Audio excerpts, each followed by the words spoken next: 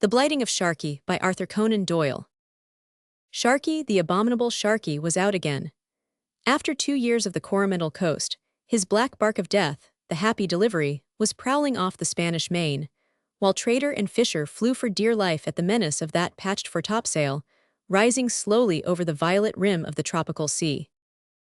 As the birds cower when the shadow of the hawk falls athwart the field, or as the jungle folk crouch and shiver when the coughing cry of the tiger is heard in the night time, so through all the busy world of ships, from the whalers of Nantucket to the tobacco ships of Charleston, and from the Spanish supply ships of Cadiz to the sugar merchants of the Main, there spread the rumor of the black curse of the ocean.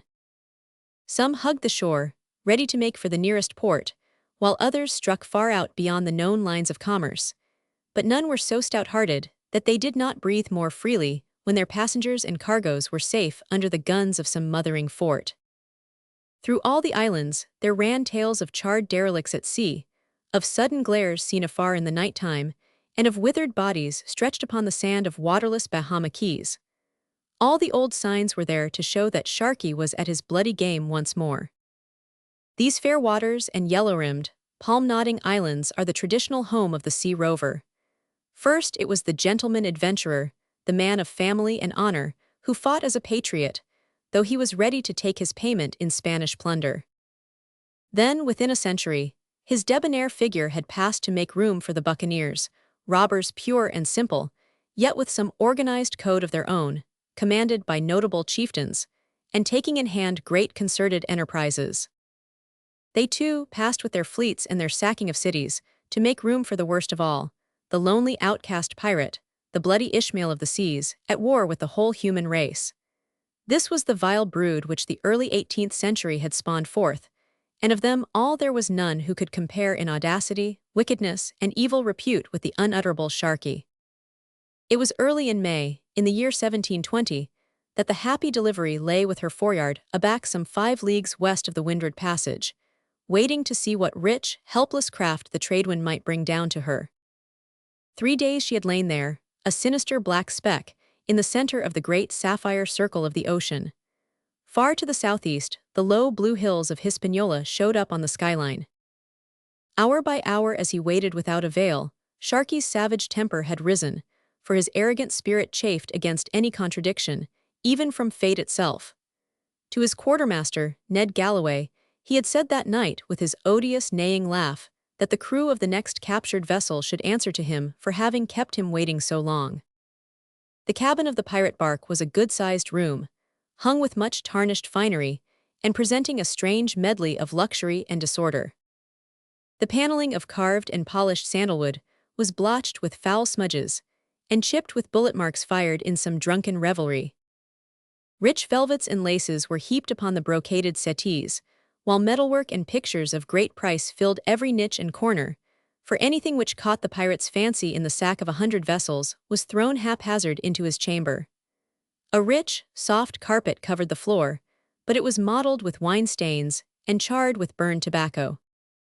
Above, a great brass hanging lamp threw a brilliant yellow light upon the singular apartment, and upon the 2 men who sat in their shirt sleeves with the wine between them, and the cards in their hands, deep in a game of piquet. Both were smoking long pipes, and the thin blue reek filled the cabin and floated through the skylight above them, which, half opened, disclosed a slip of deep violet sky spangled with great silver stars. Ned Galloway, the quartermaster, was a huge New England wastrel, the one rotten branch upon a goodly Puritan family tree. His robust limbs and giant frame were the heritage of a long line of God-fearing ancestors, while his black savage heart was all his own. Bearded to the temples, with fierce blue eyes, a tangled lion's mane of coarse, dark hair, and huge gold rings in his ears, he was the idol of the women in every waterside hell from the Tortugas to Maracaibo on the Main. A red cap, a blue silken shirt, brown velvet breeches with gaudy knee ribbons, and high sea boots made up the costume of the rover Hercules. A very different figure was Captain John Sharkey. His thin, drawn, clean-shaven face was corpse-like in its pallor, and all the sons of the Indies could but turn it to a more deathly parchment tint.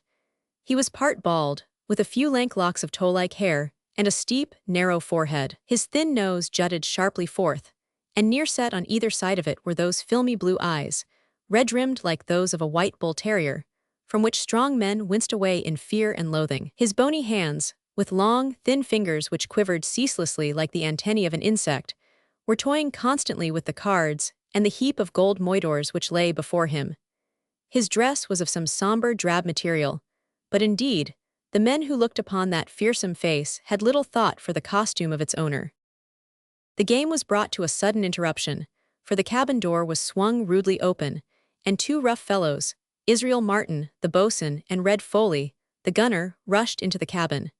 In an instant Sharkey was on his feet with a pistol in either hand and murder in his eyes. "Sink you for villains," he cried. "I see well that if I do not shoot one of you from time to time, you will forget the man I am. What mean you by entering my cabin as though it were a wapping alehouse?"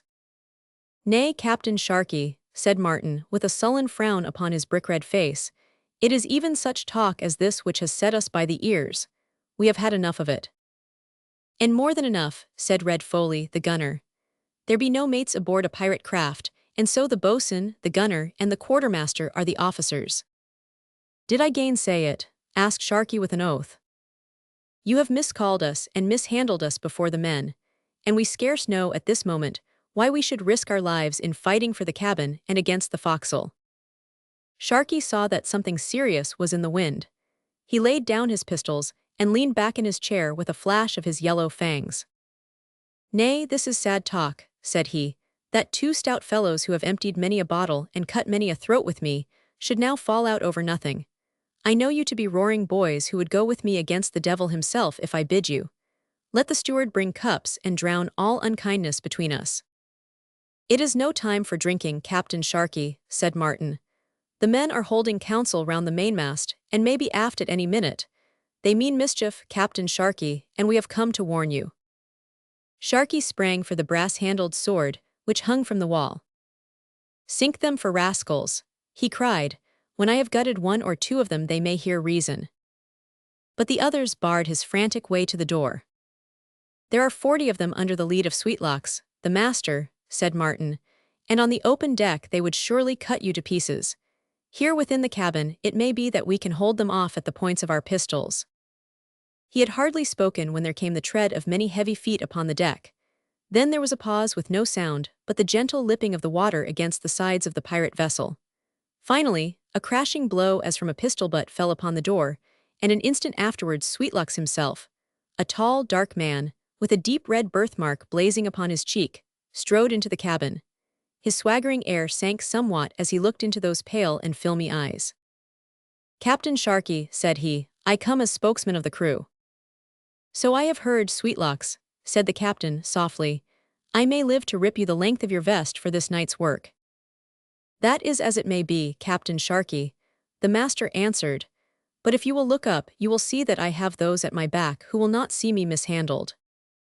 "Cursed if we do," growled a deep voice from above, and glancing upwards the officers in the cabin were aware of a line of fierce, bearded, sun-blackened faces looking down at them through the open skylight. "Well, what would you have?" asked Sharkey.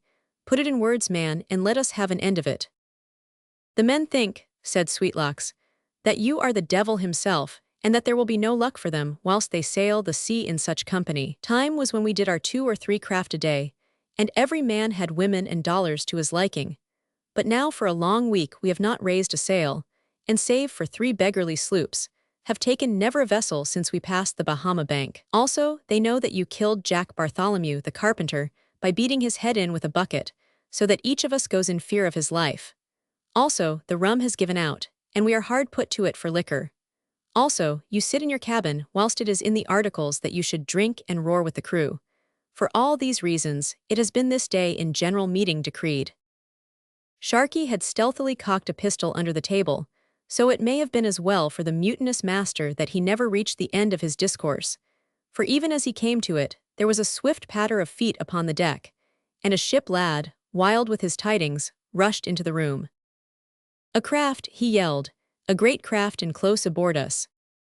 In a flash the quarrel was forgotten, and the pirates were rushing to quarters. Sure enough, surging slowly down before the gentle trade wind, a great full-rigged ship, with all sail set, was close beside them. It was clear that she had come from afar, and knew nothing of the ways of the Caribbean Sea, for she made no effort to avoid the low, dark craft, which lay so close upon her bow, but blundered on as if her mere size would avail her. So daring was she, that for an instant the rovers, as they flew to loose the tackles of their guns, and hoisted their battle lanterns, believed that a man-o'-war had caught them napping. But at the sight of her bulging, portless sides and merchant rig, a shout of exultation broke from amongst them, and in an instant they had swung round their foreyard, and darting alongside they had grappled with her and flung a spray of shrieking, cursing ruffians upon her deck. Half a dozen seamen of the night watch were cut down where they stood, the mate was felled by Sharkey and tossed overboard by Ned Galloway, and before the sleepers had time to sit up in their berths, the vessel was in the hands of the pirates. The prize proved to be the full-rigged ship Portobello, Captain Hardy, master, bound from London to Kingston in Jamaica, with a cargo of cotton goods and hoop iron. Having secured their prisoners, all huddled together in a dazed, distracted group, the pirates spread over the vessel in search of plunder, handing all that was found to the giant quartermaster, who in turn passed it over the side of the Happy Delivery and laid it under guard at the foot of her mainmast. The cargo was useless, but there were 1,000 guineas in the ship's strongbox, and there were some 8 or 10 passengers, 3 of them wealthy Jamaica merchants, all bringing home well-filled boxes from their London visit. When all the plunder was gathered, the passengers and crew were dragged to the waist, and under the cold smile of Sharkey each in turn was thrown over the side, Sweetlock standing by the rail and hamstringing them with his cutlass as they passed over, lest some strong swimmer should rise in judgment against them. A portly, gray-haired woman, the wife of one of the planters, was among the captives, but she also was thrust screaming and clutching over the side. "Mercy, you hussy," neighed Sharkey, "you are surely a good 20 years too old for that." The captain of the Portobello, a hale, blue-eyed greybeard, was the last upon the deck. He stood, a thick-set, resolute figure, in the glare of the lanterns, while Sharkey bowed and smirked before him. "One skipper should show courtesy to another," said he, "and sink me if Captain Sharkey would be behind in good manners. I have held you to the last, as you see, where a brave man should be, so now, my bully, you have seen the end of them and may step over with an easy mind." "So I shall, Captain Sharkey," said the old seaman, "for I have done my duty so far as my power lay. But before I go over I would say a word in your ear. If it be to soften me, you may save your breath. You have kept us waiting here for 3 days, and curse me if one of you shall live. Nay, it is to tell you what you should know. You have not yet found what is the true treasure aboard of this ship." "Not found it? Sink me, but I will slice your liver, Captain Hardy, if you do not make good your words. Where is this treasure you speak of? It is not a treasure of gold, but it is a fair maid, which may be no less welcome." "Where is she then, and why is she not with the others?" "I will tell you why she is not with the others. She is the only daughter of the Count and Countess Ramirez, who are amongst those whom you have murdered. Her name is Inez Ramirez, and she is of the best blood of Spain, her father being governor of Chagre, to which he was now bound. It chanced that she was found to have formed an attachment, as maids will, to one far beneath her in rank aboard this ship. So her parents, being people of great power, whose word is not to be gainsaid, constrained me to confine her close in a special cabin aft of my own. Here she was held straitly, all food being carried to her, and she allowed to see no one. This I tell you as a last gift, though why I should make it to you I do not know, for indeed you are a most bloody rascal, and it comforts me in dying to think that you will surely be gallows meat in this world, and hell's meat in the next." At the words he ran to the rail, and vaulted over into the darkness, praying as he sank into the depths of the sea, that the betrayal of this maid might not be counted too heavily against his soul. The body of Captain Hardy had not yet settled upon the sand 40 fathoms deep before the pirates had rushed along the cabin gangway. There, sure enough, at the further end was a barred door, overlooked in their previous search. There was no key, but they beat it in with their gun-stocks, whilst shriek after shriek came from within. In the light of their outstretched lanterns, they saw a young woman, in the very prime and fullness of her youth, crouching in a corner, her unkempt hair hanging to the ground, her dark eyes glaring with fear, her lovely form straining away in horror from this inrush of savage blood-stained men. Rough hands seized her, she was jerked to her feet, and dragged with scream on scream to where John Sharkey awaited her. He held the light long and fondly to her face, then, laughing loudly, He bent forward and left his red handprint upon her cheek. "'Tease the rover's brand, lass, that he marks his use. Take her to the cabin and use her well. Now, hearties, get her under water and out to our luck once more." Within an hour the good ship Portobello had settled down to her doom, till she lay beside her murdered passengers upon the Caribbean sand, while the pirate bark, her deck littered with plunder, was heading northward in search of another victim. There was a carouse that night in the cabin of the Happy Delivery, at which 3 men drank deep. They were the captain, the quartermaster and Baldy Stable, the surgeon, a man who had held the first practice in Charleston, until, misusing a patient, he fled from justice and took his skill over to the pirates. A bloated fat man he was, with a creased neck and a great shining scalp, which gave him his name. Sharkey had put for the moment all thought of the mutiny out of his head, knowing that no animal is fierce when it is overfed, and that whilst the plunder of the great ship was new to them, he need fear no trouble from his crew. He gave himself up, therefore, to the wine and the riot, shouting and roaring with his boon companions. All 3 were flushed and mad, ripe for any devilment, when the thought of the woman crossed the pirate's evil mind. He yelled to the Negro steward that he should bring her on the instant. Inez Ramirez had now realized it all, the death of her father and mother, and her own position in the hands of their murderers. Yet calmness had come with the knowledge, and there was no sign of terror in her proud, dark face as she was led into the cabin, but rather a strange, firm set of the mouth and an exultant gleam of the eyes, like one who sees great hopes in the future. She smiled at the pirate captain as he rose and seized her by the waist. "'Fore God, this is a lass of spirit," cried Sharkey, passing his arm round her. "She was born to be a rover's bride. Come, my bird, and drink to our better friendship." Article 6, hiccuped the doctor, "all bona robas in common." "Aye, we hold you to that, Captain Sharkey," said Galloway. "It is so writ in Article 6.